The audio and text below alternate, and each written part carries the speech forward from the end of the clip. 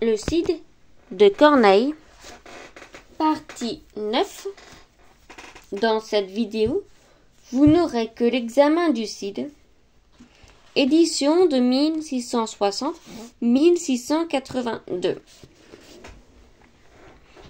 Ce poème a tant d'avantages du côté du sujet et ses pensées brillantes dont il est semé que la plupart de ses auditeurs n'ont pas voulu voir les défauts de sa conduite et ont laissé enlever leur suffrage au plaisir que leur a donné sa représentation. Bien que ce soit celui de tous mes ouvrages réguliers, où je me suis permis le plus de silence, il passe encore pour le plus beau auprès de ceux qui ne s'attachent pas à la dernière sévérité des règles. Et, depuis 50 ans qu'il tient sa place sur nos théâtres, l'histoire ni l'effort de l'imagination n'y ont rien fait voir qui en ait effacé l'éclat. Aussi a-t-il les deux grandes conditions que demande Aristote, une tragédie parfaite, et dont l'assemblage se rencontre si rarement chez les anciens et chez les modernes. Il les assemble même plus fortement et plus noblement que les espèces que pose ce philosophe.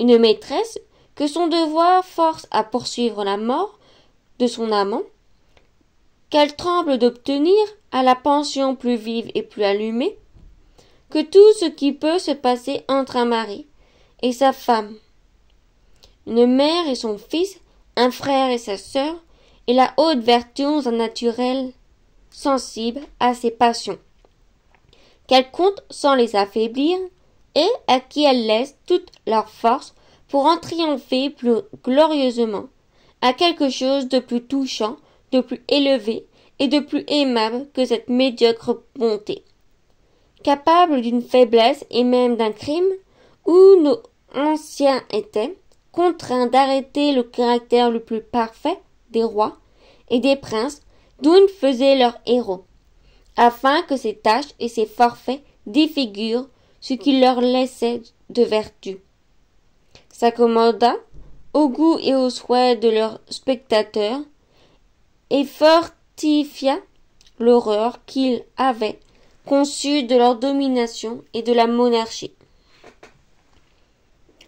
Rodrigue suit ici son devoir sans rien relâcher de sa passion. Chimène fait la même chose, à son tour, sans laisser ébranler son dessein par la douleur où elle se voit abîmée par là. Et si la présence de son amant lui fait faire quelques faux pas, c'est une glissade dont elle se relève à l'heure même, et non seulement elle connaît si bien sa faute qu'elle nous en avertit, mais elle fait un prompt désaveu de tout ce qu'elle vue si cher lui a pu arracher. Il n'est point besoin qu'on lui rapproche qu'il lui est honteux de souffrir l'entretien de son amant après qu'il a tué son père. Elle avoue que c'est la seule prise que la médisance aura sur elle. Si elle s'emporte jusqu'à lui dire qu'elle veut bien qu'on sache qu'elle l'adore et le poursuit, ce n'est point une résolution si ferme qu'elle l'empêche de cacher son amour de tout son possible lorsqu'elle est en la présence du roi.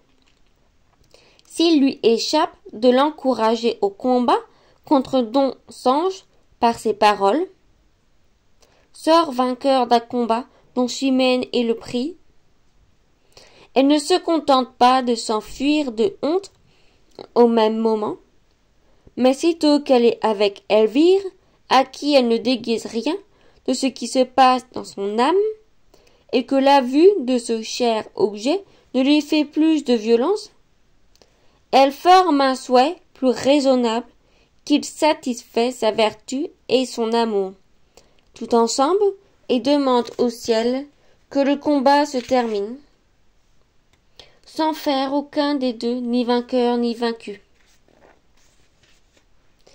Si elle ne dissimule point qu'elle penche du côté de Rodrigue, de peur d'être un Don Sanche, pour qu'il ait à de l'aversion, cela ne traduit point la protestation qu'elle a faite un peu auparavant, que malgré la loi de ce combat et la promesse que le roi a faite à Rodrigue, elle lui fera 1000 autres ennemis, s'il en sort victorieux.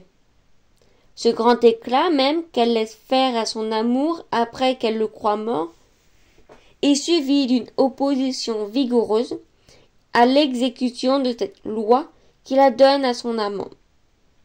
Et elle ne se tait qu'après que le roi l'a différée, et lui a laissé lieu d'espérer qu'avec le temps, il y pourra survenir quelque obstacle. Je sais bien que le silence passe d'ordinaire par une marque de consentement, mais quand les rois parlent, c'en est de contradiction.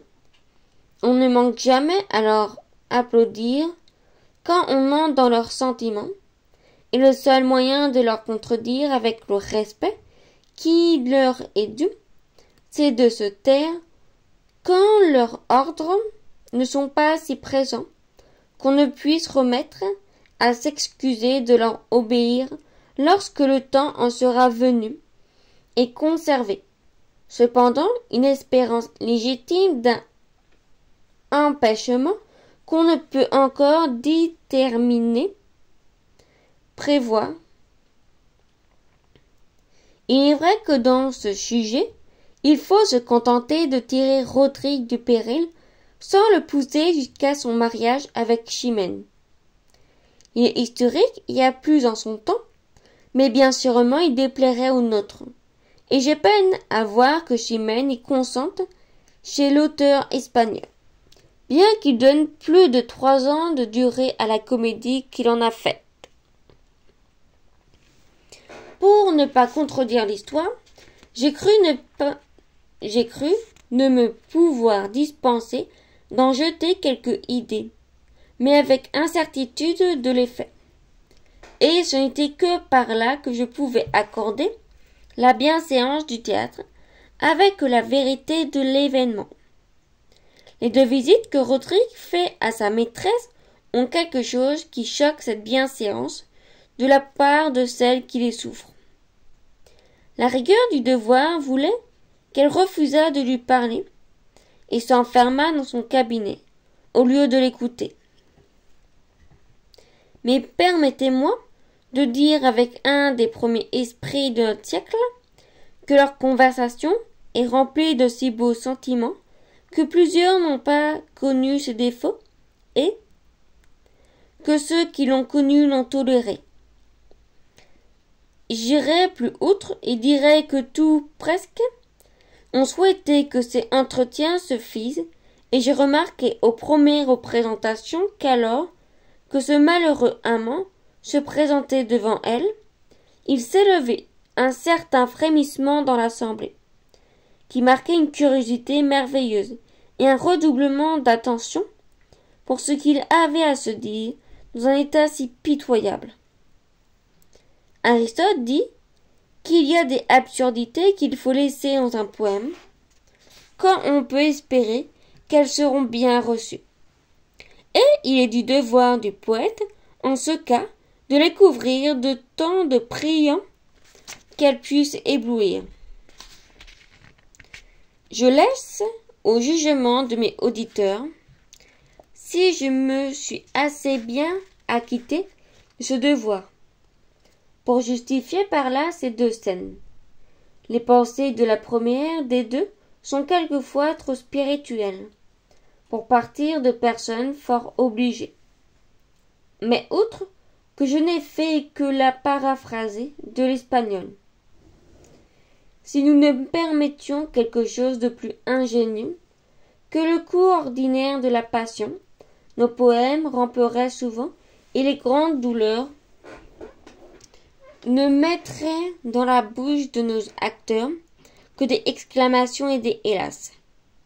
Pour ne déguiser rien, cette offre que fait Rodrigue de son épée à Chimène et cette protestation de se laisser tuer par Don Sancho ne me plairaient pas maintenant. Ces beautés étaient de mise en ce temps-là et ne le seraient plus en celui-ci. La première est dans l'original espagnol et l'autre est tiré sur ce modèle. Tous les deux ont fait leur effet en ma faveur, mais je ferai scrupule d'en étaler de pareils à l'avenir sur notre théâtre. J'ai dit ailleurs ma pensée, touchant l'infante et le roi. Il reste néanmoins quelque chose à examiner sur la manière dont ce ternit agit, qui ne paraît pas assez vigoureuse en ce qui ne fait pas arrêter le comte après le souffle est donné et n'envoie pas des gardes à don Diègue et à son fils. Sur quoi on peut considérer que don Fernand, étant le premier roi de Castille, et ceux qui en avaient été maîtres auparavant, lui n'ayant au titre que des comtes, il n'était peut-être pas assez absolu sur les grands seigneurs de son royaume pour le pouvoir faire. C'est don Guienne de Castro qui a traité ce sujet avant moi et qui devait mieux connaître que moi quelle était l'autorité de ce premier monarque de son pays. Le soufflet se donne en sa présence et en celle des deux ministres d'État qui lui conseillent, après que le comte s'est retiré fièrement et avec bravade, et que don Diègue a fait la même chose en soupirant de ne le pousser point à bout, parce qu'il a quantité d'amis dans les Asturies, qui se pourraient révolver et prendre parti avec les morts de son état et environnés. Ainsi, il se résout d'accommoder l'affaire sans bruit et recommande le secret à ses deux ministres, qui ont été seuls témoins de l'action. C'est sur cet exemple que je me suis cru bien fondé à le faire agir plus mollement qu'on ne ferait en ce temps-ci, où l'autorité royale est plus absolue. Je ne pense pas non plus qu'il fasse une faute bien grande de ne jeter point l'alarme de nuit de sa ville sur la vie incertaine qui a du dessein des morts, puisqu'on faisait bonne garde sur les murs et sur le port. Mais il est inexcusable de n'y donner aucun ordre après leur arrivée et de laisser donc tout faire à Rodrigue. La loi du combat qu'il propose à Chimène, avant de le permettre à don Sanche contre Rodrigue, n'est pas si injuste que quelques-uns ont voulu le dire, parce qu'elle est plutôt une menace pour la faire dédire de la demande de ce combat qu'un arrêt qui lui veuille faire exécuter. Cela paraît en ce qu'après la victoire de Rodrigue, il n'exige pas précisément l'effet de ses paroles. Il a laissé en état d'espérer que cette condition n'aura point de lieu. Je ne puis daigner que la règle de 24 heures presse tous les incidents de cette pièce. La mort du comte et l'arrivée des morts s'y pouvaient entresuivre d'aussi près qu'elles font, parce que cette arrivée est une surprise qui n'a point de communication, ni de mesure à prendre avec le reste.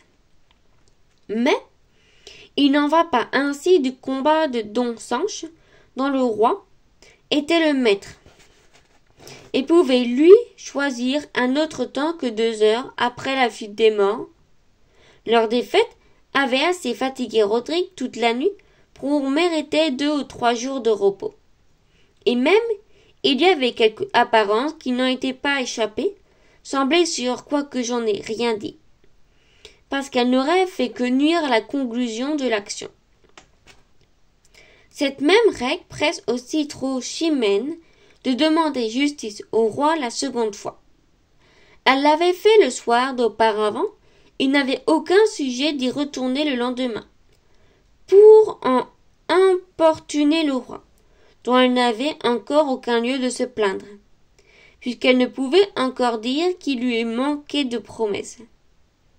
Le roman lui redonnait 7 ou 8 jours de patience avant que d'en l'empresser de nouveau.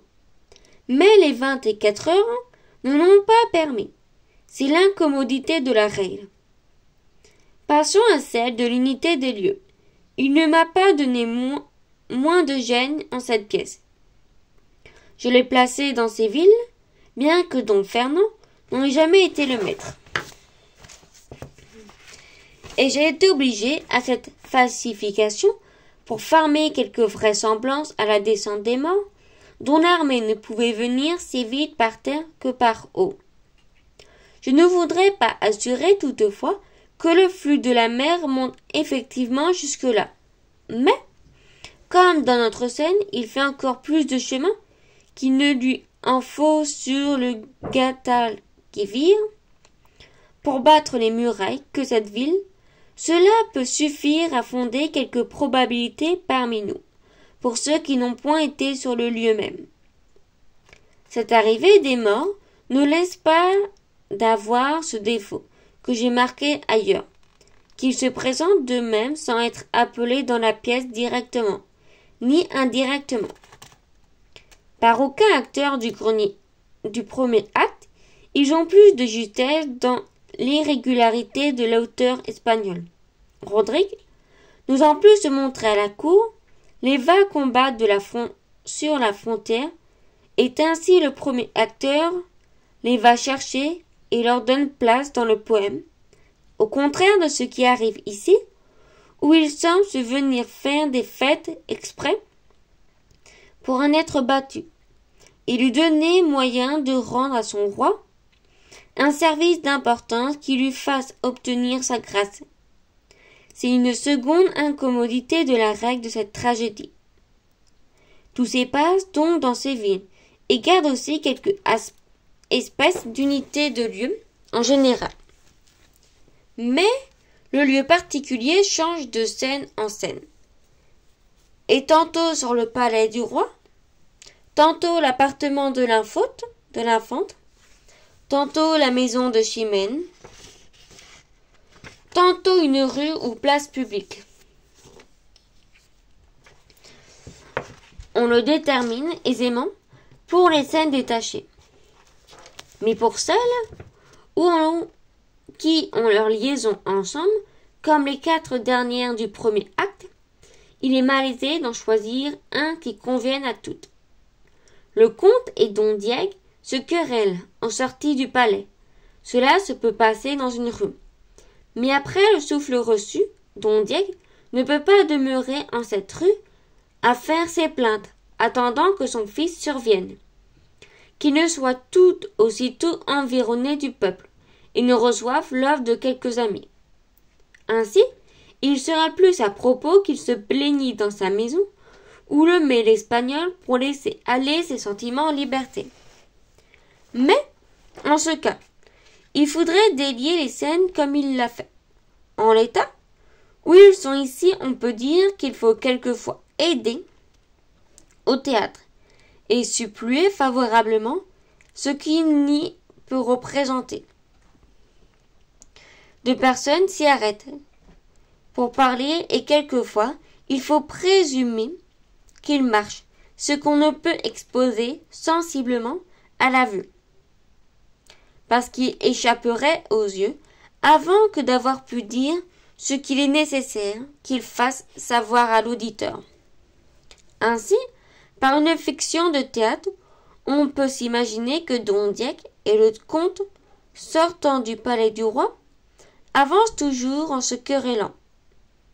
Son arrivée devant la maison de ce premier, lorsqu'il reçoit le souffle qui l'oblige à y entrer pour y chercher du secours, si cette fiction poétique ne vous satisfait point, laissons-le dans la place publique, et disons que le concours du peuple autour de lui, après cette offense et les offres du service que lui font les premiers amis qui s'y rencontrent, sont des circonstances que le roman ne doit pas oublier. Mais que ces menues actions ne servant de rien à la principale, il n'est pas besoin que le poète s'en embarrasse sur la scène. Horace l'en dispense par ses vers, que l'auteur d'un poème promis aime ceci, dédaigne cela et néglige maint détail. Et ailleurs, qu'il se hâte toujours vers ce dénouement. C'est ce qui m'a fait négliger au 3e acte de donner à Don Diego, pour aider à chercher son fils, aucun des 500 amis qu'il avait chez lui. Il y a grande apparence que quelques-uns d'eux l'y accompagnaient, et même que quelques autres le cherchaient pour lui d'un autre côté. Mais ces accompagnements, inutiles de personnes qui n'ont rien à dire, puisque celui qui accompagne a seul tout l'intérêt de l'action. Ces sortes d'accompagnements, dis-je, ont toujours mauvaise grâce au théâtre, et d'autant plus que les comédiens n'emploient à ces personnages muets que leurs moucheurs de chandelle et leurs valets, qui ne savent quelle posture tenir. Les funérailles du comte étaient encore une chose fort embarrassante, soit qu'elles se soient faites avant la fin de la pièce, soit que le corps est demeuré en présence de son hôtel, attendant qu'on y donnât ordre. Le moindre mot que j'en eusse laissé dire, pour en prendre soin, eût rompu toute la chaleur de l'attention, et rempli l'auditeur d'une fâcheuse idée. J'ai cru plus à propos de les dérober à son imagination, par mon silence aussi bien que le lieu précis de ces autres scènes, du 1er acte dont je viens de parler, et je m'assure que cet artifice m'a si bien réussi que peu de personnes ont pris garde à l'un ni à l'autre, et que la plupart des spectateurs, laissant emporter leur esprit à ce qu'ils ont vu et entendu de pathétique en ce poème, ne se sont point avisés de réfléchir sur ces deux considérations. J'achève par une remarque sur ce que dit Horace, que ce qu'on expose à la vue touche bien plus que ce qu'on apprend que par récit. C'est sur moi, je me suis fondé pour faire voir le soufflet que reçoit Don Diego et cacher aux yeux la mort du comte, afin d'acquérir et conserver à mon premier acteur l'amitié des auditeurs, si nécessaire pour réussir au théâtre. L'indignité d'un affront fait à un vieillard chargé d'années et de victoires les jette aisément dans la partie de l'offensé. Et cette mort, qu'on vient dire au roi, tout simplement sans aucune narration touchante, n'existe point en eux la commisération qui lui fait naître le spectacle de son sang, et ne leur donne aucune aversion pour ce malheureux amant, qui l'ont vu forcer, parce qu'il devait à son honneur, d'en venir à cette extrémité, malgré l'intérêt et la tendresse de son amour.